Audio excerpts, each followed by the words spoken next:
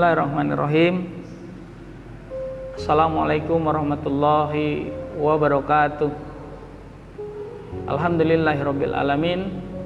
Alhamdulillahilladzi arsala rasulahu bil huda wa dinil haq liyudhhirahu 'alad dini kullih wa kafa billahi syahida. Asyhadu an la ilaha illallah wahdahu la syarikalah wa asyhadu anna Muhammadan abduhu rasuluhu la nabiyya ba'dah. Qala Allah Ta'ala fi kitabihil karim, a'udzu billahi minasyaitonir rajim. Bismillahirrahmanirrahim.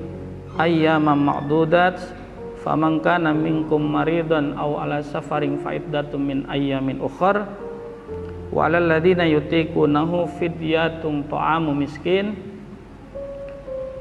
faman yatawwa khairan fa huwa khairul lakum wa an tasumu khairul lakum in kuntum ta'lamun. Shadaqallahul adzim. Ikhwatul iman rahimakumullah, pemirsa KTS yang berbahagia. Marilah kita tidak henti-hentinya bersyukur atas nikmat yang telah diberikan Allah kepada kita, di mana di Ramadan tahun ini kita masih dipertemukan di bulan yang penuh kemuliaan, keberkahan dan ampunan dari Allah Subhanahu wa taala. Salawat serta salam semoga senantiasa dilimpahkan kepada baginda Nabi besar Muhammad Sallallahu Alaihi Wasallam.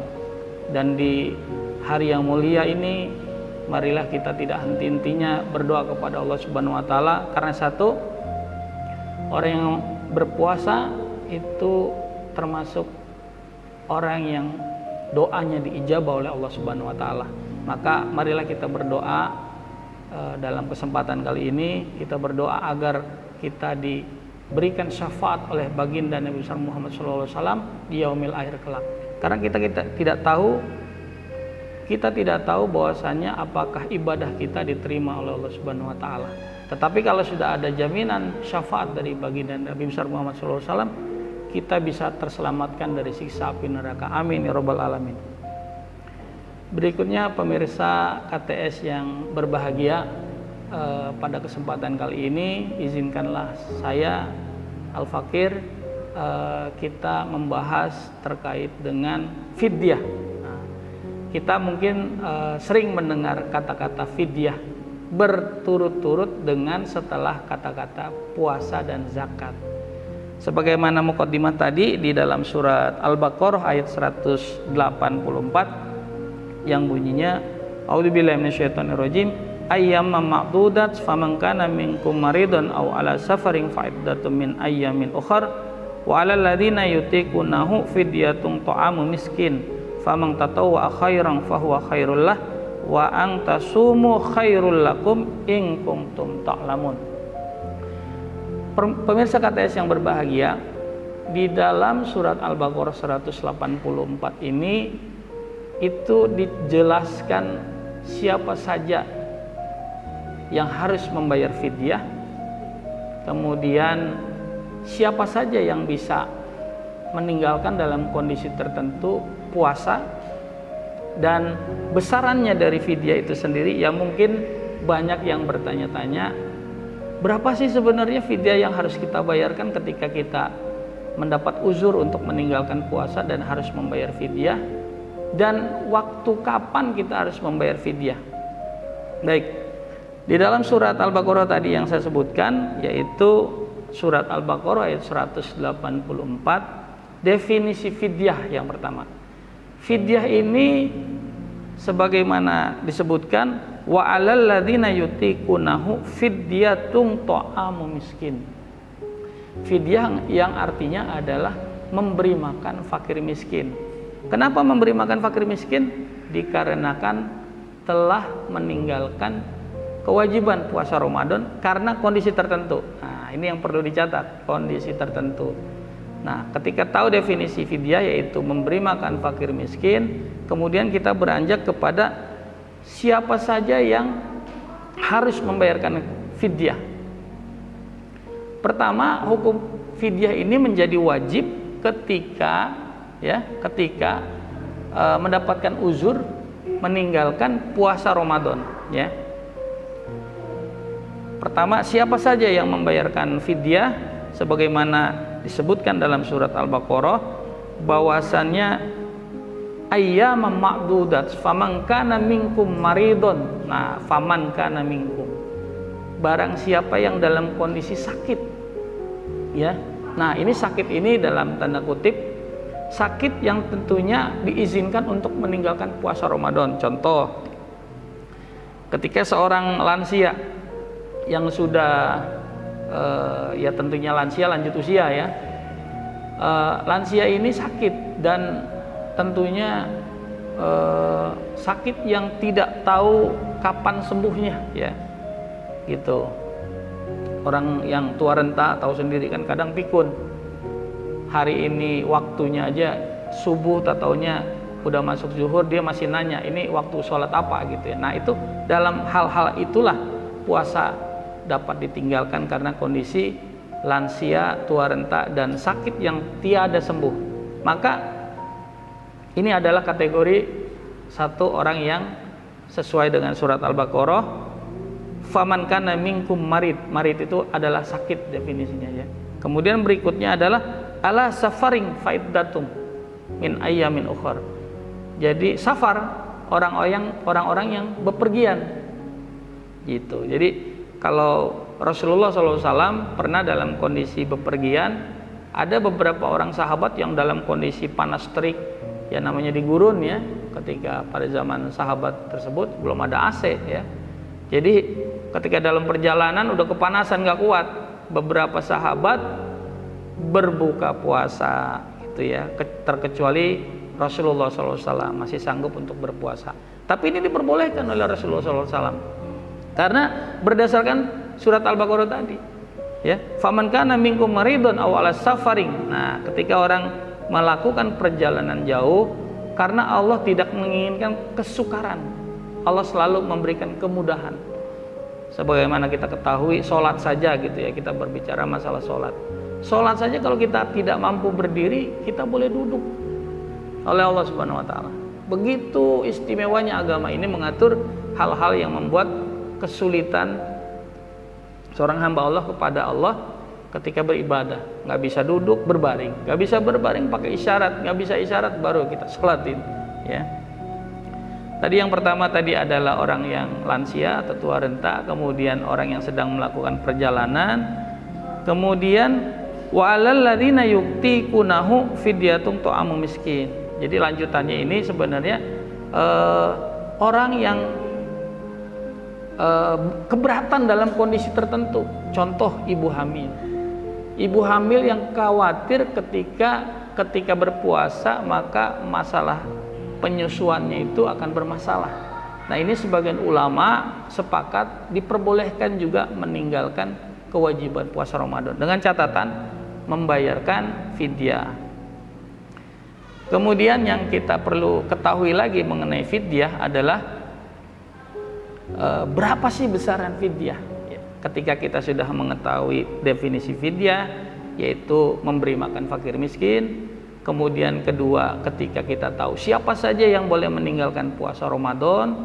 Yang ketiga, kita harus tahu berapa sih fidyah yang harus kita keluarkan. Nah, cara menghitung fidyah sangat mudah, yakni satu hari adalah satu mud ya, satu mud ini istilah, atau setara dengan 3/4 liter beras atau makanan pokok. Jadi satu mud ini kalau kita menengadahkan kedua tangan ketika berdoa, nah maka inilah takaran satu mud ya. Kalau mungkin pada zaman Rasulullah itu satu mud itu gandum ya, satu sok gandum seperti ini gitu ya. Nah, kalau dengan beras ini seperti 3/4 liter. Nah, kemudian kalau dihitung secara nominal rupiah, nah di sini lagi Allah memberikan kemudahan sekali lagi ya. Kalau satu hari puasa maka fidyahnya adalah memberi makan 3 kali sehari. Karena kalau kita kan puasa kan itu puasa ya, artinya telah meninggalkan 3 kali makan ya, makan sarapan pagi, makan siang, dan makan sore gitu. Jadi kalau misalkan jika dikonversikan sekali makan sebesar 10.000, maka untuk nominal fidyahnya adalah sebesar Rp30.000 ya. untuk 3 kali makan mustahik dalam sehari lengkap dengan lauk, ya, 30.000. Jadi kalau misalkan orang tua kita yang sudah tadi termasuk dalam uzur untuk meninggalkan puasa Ramadan, maka selama 1 bulan berarti tinggal dihitung 30 hari dikalikan 30.000, berarti 900.000. Nah, kemudian kita harus mengetahui apa lagi, yaitu waktu membayar fidyah, ya. Yang utamanya misalkan kan ada hadis yang menyebutkan barang siapa yang memberikan makan kepada orang yang berbuka puasa, maka baginya adalah pahala orang yang berpuasa tersebut tanpa berkurang, tanpa mengurangi dari pahala orang yang berpuasa. Nah, baiknya itu ulama sepakat bahwasanya keutamaan membayarkan fidyah pada saat waktu Ramadan. Ya, kalau hari ini misalkan sudah meninggalkan puasa, kita bisa membayarkannya pada saat nanti sore ketika berbuka puasa. Jadi pertama, kita mendapatkan keutamaan membayar fidyah. Kedua, kita mendapat pahala di sisi Allah Subhanahu wa taala dengan pahalanya orang berpuasa. Luar biasa. Mudah-mudahan kita di sini bisa dengan mengetahui definisi fidyah, kemudian siapa saja yang bisa meninggalkan kewajiban berpuasa, kemudian berapa besaran fidyah, kemudian keutamaan waktu membayar fidyahnya. Jadi kita lebih paham dari sisi keilmuannya, karena al ilmu qoblal amal, ya. Setiap kita mengerjakan suatu amal maka kita harus didasari ilmu. Nah, dengan definisi yang tadi kita dapatkan, mudah-mudahan tadi kaidah al ilmu qoblal amal bisa kita amalkan. Fidyah juga selain dari bulan Ramadan juga bisa di hari-hari setelah Ramadan apabila kita terkendala dengan masalah pendanaannya atau lain sebagainya.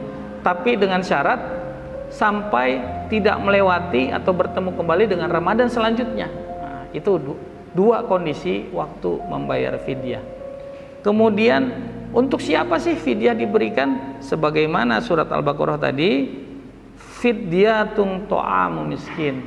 Fidyah itu hanya untuk fakir miskin, memberi makan fakir miskin. Kemudian bisa juga dengan berbentuk uang, ya.